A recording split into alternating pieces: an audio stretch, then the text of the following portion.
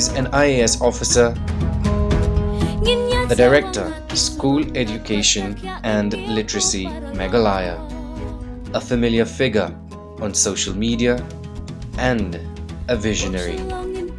In a bid to bring about change, the 37-year-old is changing the rules of the game one vision at a time.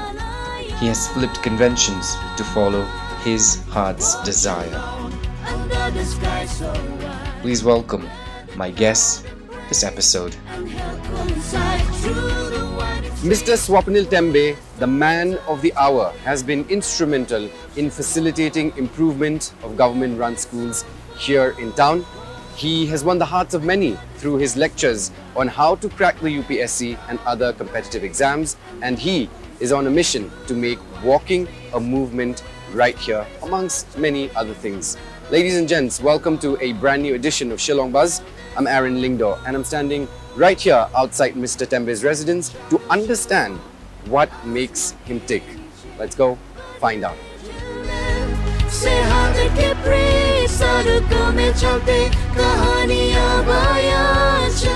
Mr. Tembe, first of all, welcome to the program. Thank you. I wanted to ask you a question that probably a lot of people want to know. Your life before becoming an IAS officer. Before IAS, I studied in a Kendriya Vidyalaya. That's in Katni. It's in Madhya Pradesh. And it's a small place, very small place. And then because I was good in mathematics, not because of my hard work maybe, because my father was a maths teacher. Right. So maybe in the genes. So then I qualified for IIT Kharagpur. Right. So I studied there. Then I worked for 2 years in Deloitte Consulting after passing out of the IIT Kharagpur. I did BTech in mechanical manufacturing.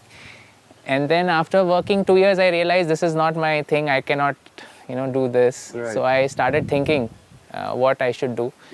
And I wanted to be in public service, and I was always interested in management. So administration made the best sense, and then I figured out IAS is the best opportunity to do that. So then I left my job in 2011. I went to Delhi and I started preparing. I was teaching also simultaneously in a coaching, and I was studying also.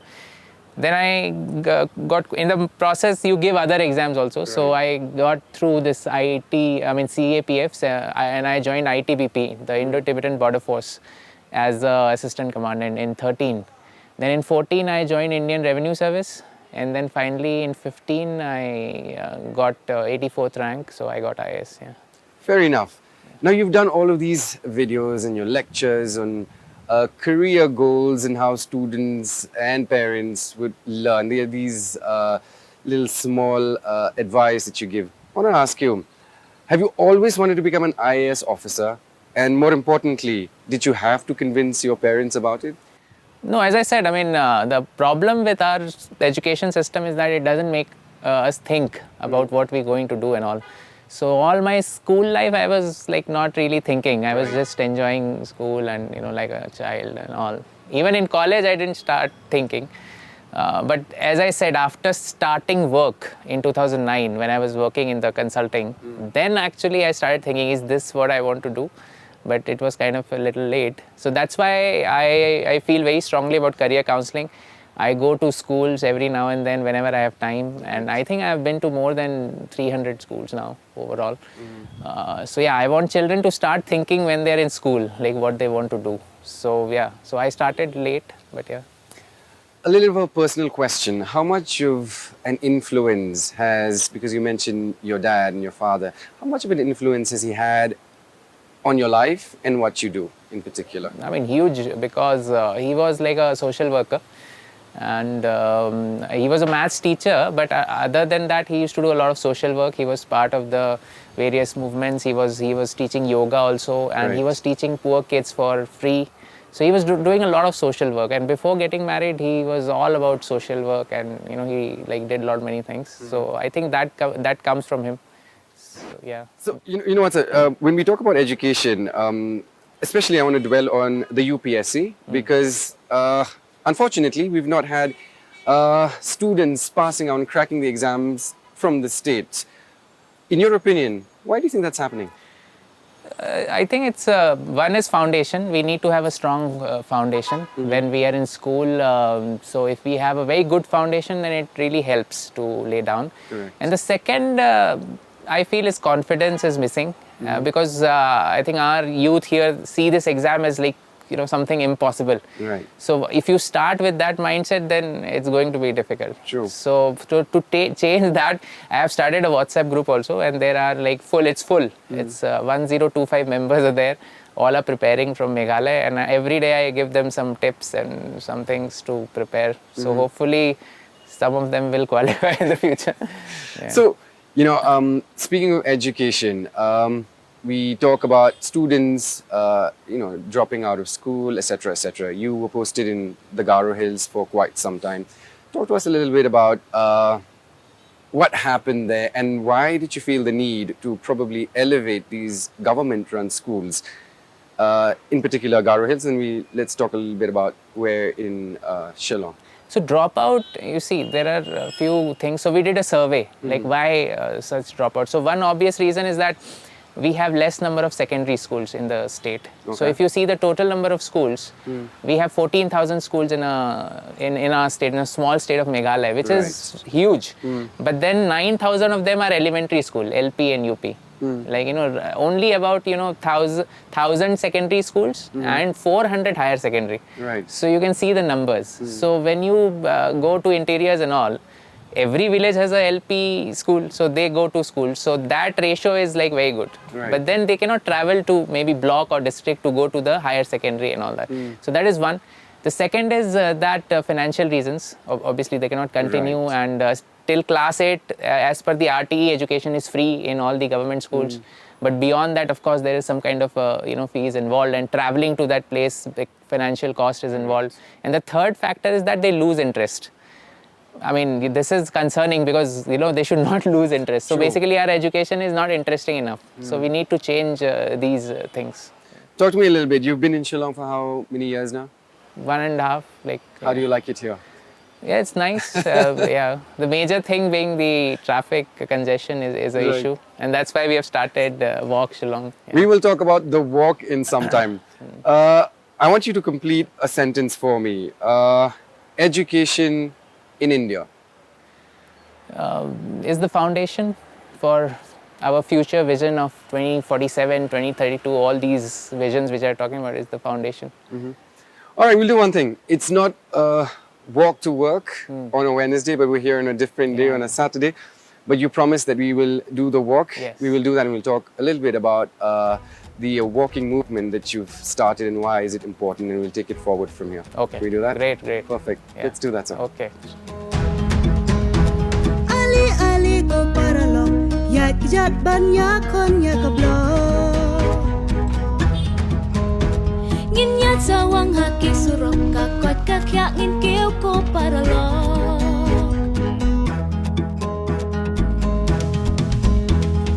Walk Shillong ngin pensawa Om ban minta tang pilat nga Kani kadai kalanti ba minta Ban ranam ya kajila Meghalaya Walk Shillong under the sky so wide Where the cloud embrace and hell coincide Through the winding streets Where stories are told in the melody of Shillong Wellness unfolds Walk Shillong under the sky so wide Where the cloud So, Mr. Tembe, you never took an interest in chess earlier. What made you change your mind? Actually, my father, he used to play chess. He was a district level, he was like the best player or something. But at that point of time, I never played. I thought it's very geeky and, it's for nerds. But now, during pandemic, if you remember, COVID, in India, some streamers like Sagar Shah and Samay Raina and all, they made the chess popular. Like they were playing online and all. So I started watching and playing online first. Then I realized the importance of the game. That it improves the cognitive abilities in children, memory, decision making. It has great benefits. So it's the right kind of addiction. So children now, so many, all these kind of drug abuse and all this are all addiction. So chess is, I would say, positive. It's very addictive. If you play once, then you have to play again and again. So it started in William Nagar actually, when I was DC William Nagar. True. Then in Tura, I started a chess park in the DC park there. And then here in Shillong when I came, so we started here along with the Meghalaya Chess Association. So that's how it's growing. So the dream is to have a chess arena in every district. Yes. How do you envision that become a reality? It's very easy actually. I mean, you just need to have a park and then these benches are hardly, this is like, very less investment in this. You put a board. The idea is there should be one place where people can come on, let's say a Sunday, 3 p.m. and play chess. That's all. There should be a place when if I'm interested in chess, I want to play with random people. So I should be having some space, right? So that is the idea. So every district mostly has a park, right? So we just need a small portion of the park. So it's possible. And I'm already in touch with all the deputy commissioners. So hopefully it will happen soon. All right. I want to drift the topic a little bit. I want you to talk to us about your podcast. Earlier it's called Dialogue with Director, and now you've named it as the Education Podcast. How did you come up with the idea? The idea is that when I joined as director, I saw that only what news is coming on education is all negative news. That this is bad, this is bad. But when I interacted with a lot of principals, teachers, they are doing fabulous work. So they are great examples. So why are we not talking about them? And in a way, I also wanted to learn what they are doing. So it's just a conversation and mostly you would see only the guest is speaking. I'm not speaking anything. So we are just learning from them. And we are sharing it on YouTube because we want all our principals, teachers from Meghalaya to see that and learn the best practices and replicate that so that we can improve. So it's as simple as that. Spreading the the positive news on education basically. Yeah. So you know what, needless to say, we've spoken offline about the fact that what you do is massive, the responsibility, etc. How do you juggle with a lot of things? There's the work and there's the podcast and then there are these lectures that you put up on YouTube, etc. How do you juggle all of that? There are 24 hours in a day and if you use them rightly, you can do many things basically. So my entire day is planned and I try to put, other than my sleeping time, I try to put all the minutes and hours into some productive work. Sure. That's how I manage. So we've walked for just a couple of minutes ago. When did you start the walking club? And more importantly, why the need? I think as soon as I came here, I saw that while going to the office, I got stuck. It's just 3.5 kilometers. Correct. And it took me 40 minutes by vehicle.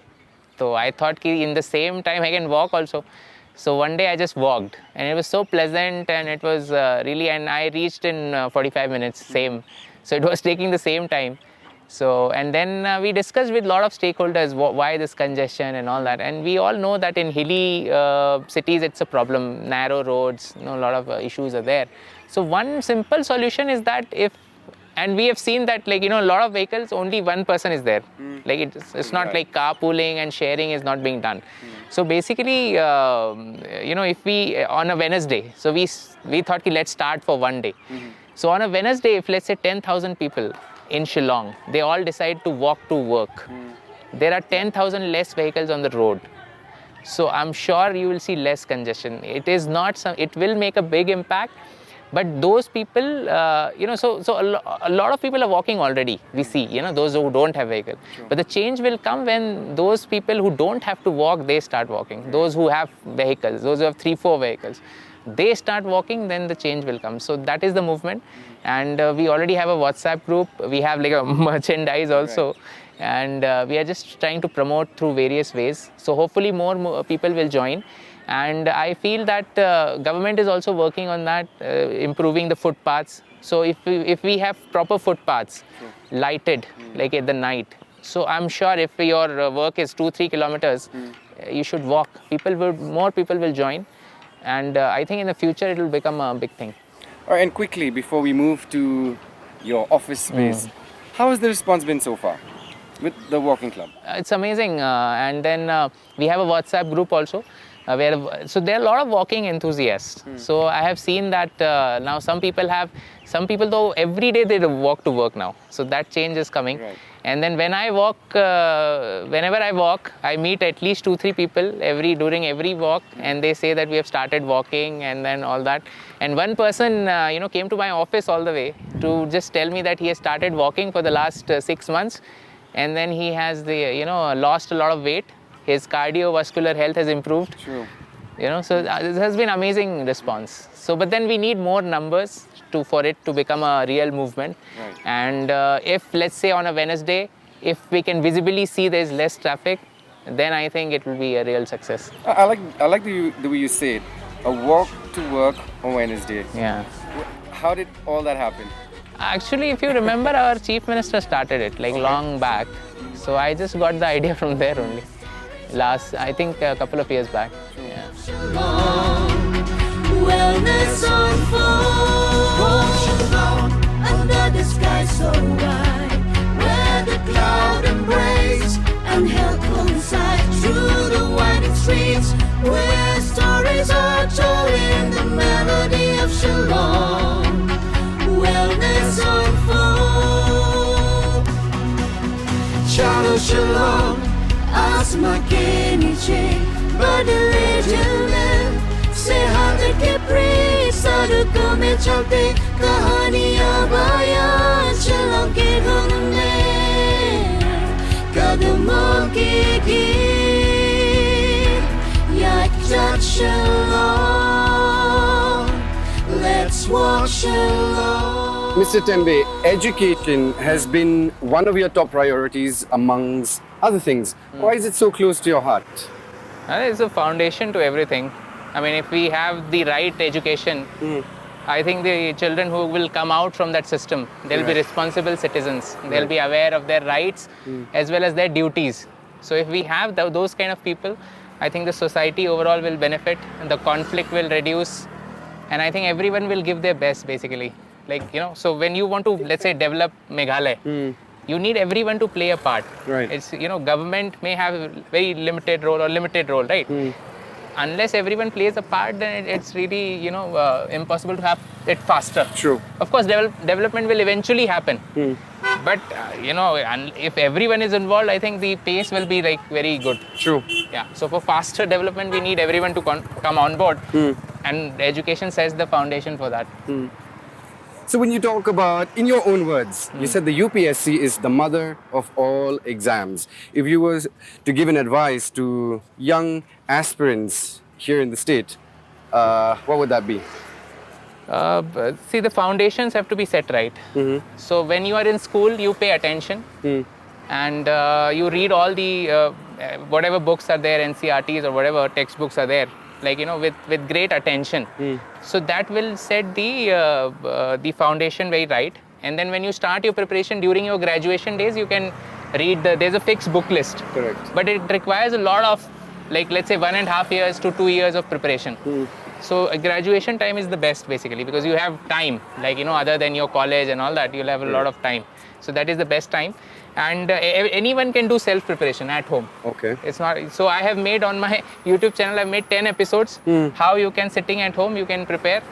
So anyone can watch that. It's freely available, 10 episodes. But sorry to cut you short, but talk to us a little bit about coaching classes. When you say self-preparation, of course, that is important, as you said. What about coaching classes? What are your thoughts? So if you are short on time, let's say your age is running out and all that, so coaching will just, fasten the process. So if you have the resources, if you can afford to go to Delhi or, now even in Shillong, we have some coachings are there. Right. So you can join here also.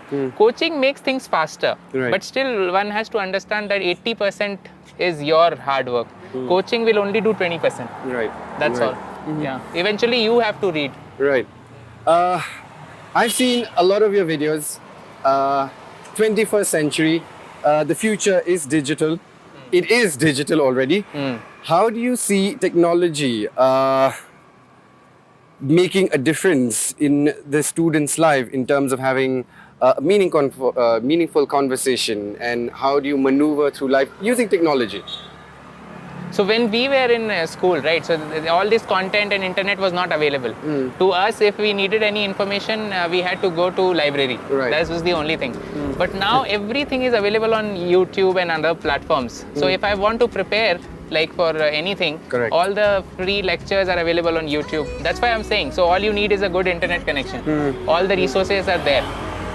There are good things about internet, and these are the good things, and there are bad things also. You get addicted to, like, let's say gaming and other Right. stuff and all that. Right. So that is a problem. But yeah, you should use internet as an opportunity rather than like a problem. Walk Shillong in Pensawa, ang ban mintoy kang pirat na, kani ka day ka lenti ba minta, banra nam ya ka jila, Meghalaya. Walk Shillong under the sky so wide, where the cloud embrace and hell coincide, through the winding streets, where stories are told in the melody of Shillong. Wellness unfolds. Walk Shillong under the sky so wide, where the cloud embrace and hell coincide, through the winding streets. Mr. Tembe, how education can be leveraged to promote moral well-being, the role of education in moral well-being? It's very important because when we, what do we expect from the education? Like, who is coming out? What kind of citizen or a human being is coming out? So if at the end of education, of course they can know things about different technologies or things, but what about their fundamental duties, for example? So we talk a lot about fundamental rights, right? Everyone is asking, this is my right, that is, I'm not getting this and all that. But along with that, there's something in the Constitution, Article 51A, which is also fundamental duties. Correct. So there are 11 duties. So why nobody talks about that? So so the role of education is to bring out, so from the education system, who is coming out, these kids should be responsible towards themselves, towards their parents, towards the community, towards the environment. There's so many things. So as I was saying, if we ensure all these things, so then the citizens will be all empowered in a way, and they'll be responsible citizens. So if you have responsible citizens in a society, then conflict will be very less, and then everyone will play a part. Yes, government has its role, but unless everyone comes on board, unless there is a mass movement to achieve something, for example, this Walk Shillong we have been talking about. True. Unless everyone comes on board, this will not succeed. And if everyone comes on board, so what is this? This is a people's movement. This is not something done by, so everyone is just decided, okay, for the environment, for the congestion, let me walk. So it's a beautiful thing. So how this feeling will come, if that has been right kind of education, if they have been sensitized in school to care for the environment, to care for others and all that. Correct. So that's how important. It's the foundation of everything. So all these problems which we see today in our state and everywhere else, I mean, the right kind of foundation probably was not there in the education. That is why. If people are properly educated and sensitized, and if they are like responsible citizens, I think instead of fighting, people will come together to find a solution. Exactly. Yeah. So away from education for now, ethical confusion can be everywhere, be personal or professional life, and obviously they challenge us to weigh all these contrasting values and principles, and often with no clear answer. How do you deal with situations like that? You just have to, that again comes from your upbringing. And as I said, my father has in fact a great influence on me, and I have seen him contribute so much to the society. And how he cared for the little children. He gave special tuitions to these poor, and had done so many things. So, meanwhile, also growing up, I did a lot of similar things, and I realized at the end of the day, these are the moments that make you joyful or happy, and you feel content. True. When you make somebody, through your work, if you are able to put smile in somebody's face, if you are able to help them, there's no better thing. Initially, yes, we are excited when when young students, they go out and join their first job, they get their paycheck, I'll buy this, that, materialism, all these things are there. But after a while, after a couple of years, you'll realize, no, this is not satisfying. Because if you buy a car, tomorrow there's a high priced or a better car. If you buy a phone, tomorrow there's a upgrade. So there's no end to it. So eventually what happiness comes from all these things of giving back to the community, offering somebody help. So these things you realize, and then unfortunately many times it's kind of too late, you cannot go back. Correct. That is why the role of, again, education, to bring in these ethics at the right time. So if they are at the school itself, if they are like structured in a way, nurtured in a way, then they will go into the right direction, and they will contribute towards the society. So all these ethics will come in a way from the education system, from the right upbringing. Of course, parents have to play a big role, other than the education system, of course. Well, fair enough. You spoke about moments. I wanted to hear from you. In your entire journey as an IAS officer, what is that story that will stick by you and you'll remember for a very long time? I think it's almost been 10 years in the IAS.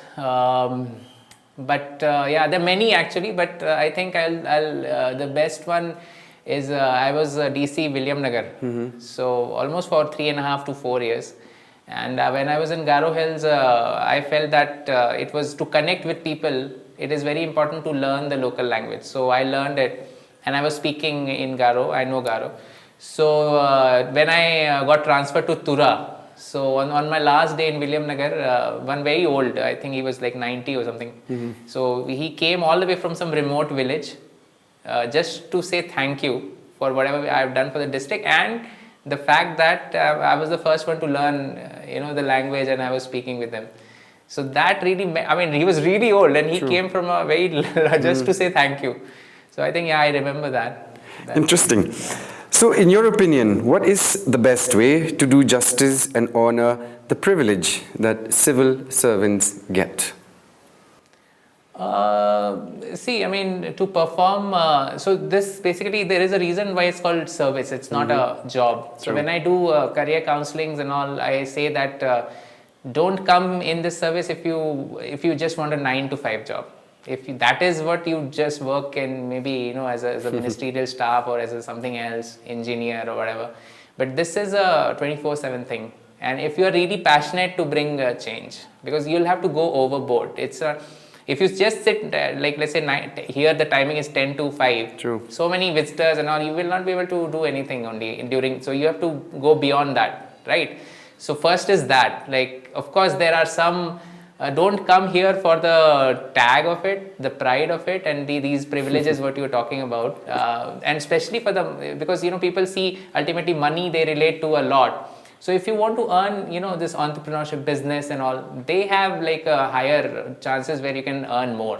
Like as a government servant, you'll have a fixed salary. True. A fixed structure is there, and that might not be sufficient for you, right? So it's not for the money. If you really want to earn money, I think doing business is what makes sense. Or maybe there are high paying jobs, like maybe you can go into consulting, maybe you can do some other things, high paying jobs. But don't come to civil service if you want money. Like, it's not about money. It's about if you feel good by helping others, if you love that kind of thing, if you love administration, if you love management, then this is for you. So of course, for civil servants to work, focus on work, there has to be some kind of, for example, when we talk of government service, so what is the best feature of it, what people perceive is the job security. So you're not bothered that tomorrow you'll be fired. So you're mentally it's kind of at a relaxed thing, and you can focus on your work. So when you use the word privilege, I would say it's a kind of a good aspect of it, right? Because we are not bothered about that. True. So maybe we are getting this as per your word usage that okay, there's a house, there's a vehicle and all, so we don't have to bother about that, so that we can focus on the work. True. So you should not or in general it should not be taken as like they are perks or anything. They're just basics are taken care of, basics, so that you can focus on your work. So I think we should see it at that, and not focus too much on that. True. And focus on the work which we do. Thank you so much for clearing the air once and for all. But before I let you go, your closing comments. We spoken about rationalization of the education system, etc., etc. Do you want to say something on it? Yes, so Meghalaya, see, the thing is that Manipur has a similar population, and Manipur has 1/3 number of schools, almost 1/3 number of teachers. We, for a small state of Meghalaya, have 15,000 schools. We have 55,000 teachers for a small state like Meghalaya. Right. So that's a huge number. Yes, I mean, there are geographical challenges that we have more villages. We have 7,000 villages. And as per RTE, every 1 kilometer, 2 kilometer, we need to have an elementary school. So that is why we have so many elementary schools. But the problem is that we have more than that. Like, in many villages, we see that there is a government LP, and then there is a SSA, then there is a ad hoc, then there is a private. Okay. So, but in a small village, there are 4 schools. Why do we need 4 schools? If there is a government school, why can't all go to the government school? So things are being divided. So our resources, our budget, we say there's like, 3,000 plus crores, but mostly is salaries only. So the problem is because there's so many number of schools. So now we need to rationalize. So in a village, if there is one school and we can pool in all the resources, all the teachers to that one government school, wouldn't that become like the best school, right? True. And all the students from that village and maybe nearby villages can go there. So we can expand. So that is what rationalization means. So we need to do this. So now the challenge, of course, is like closing. When we talk about closing schools, then suddenly people feel, oh, how we can close a school that's like against development and all that. But there is a misconception. Like because we are having too many schools, we are not able to do justice to all this. So we need to rationalize. So it's not about closing. It's about rationalizing. So at least in the village, if there are multiple schools, so then we need to rationalize it. And then these extra resources we need to give to have more secondary schools. As I said, there are only, can you believe, like we have 9,000 elementary schools and we have 460 higher secondary schools. Okay. So what are we looking at? Are we just happy that our children just do class 8 and then do nothing? Like we should give them the higher secondary schools. So we need to take out resources from that level and open more higher secondary schools, secondary schools. Correct. So that is what rationalization is about. And the other thing I want to mention is that, of course, when education comes, what I have seen since I've joined as director, that only we talk of the maybe negatives. What's wrong. Yes, there are a lot of things wrong in education, but there are a lot of good things also which are happening. There are amazing principals, there are amazing teachers which are doing tremendous work. I mean, it's like, and recently one of them got national award. True. By Everlasting. He's Minkem from Boirimbong. He's an amazing principal, and that is why we started that podcast.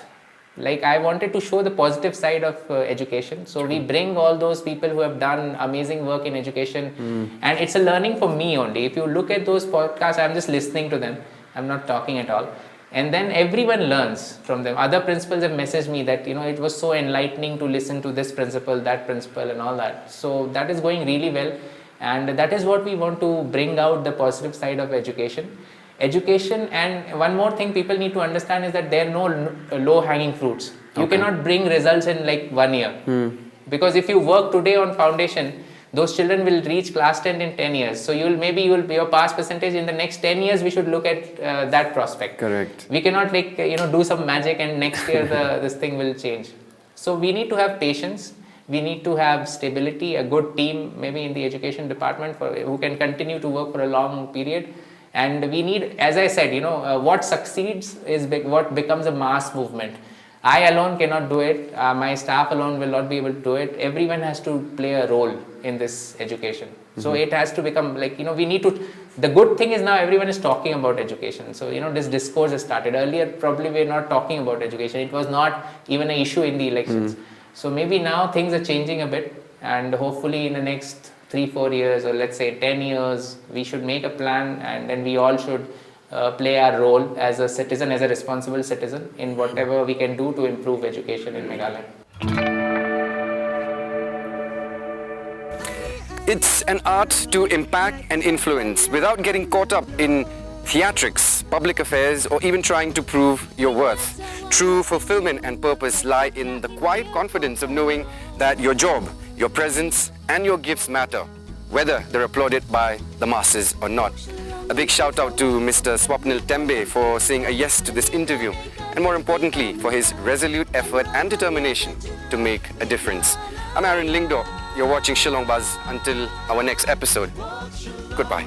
Under the sky so wide, where the cloud embrace and hell coincide through the winding streets, where stories are told in the melody of Shillong.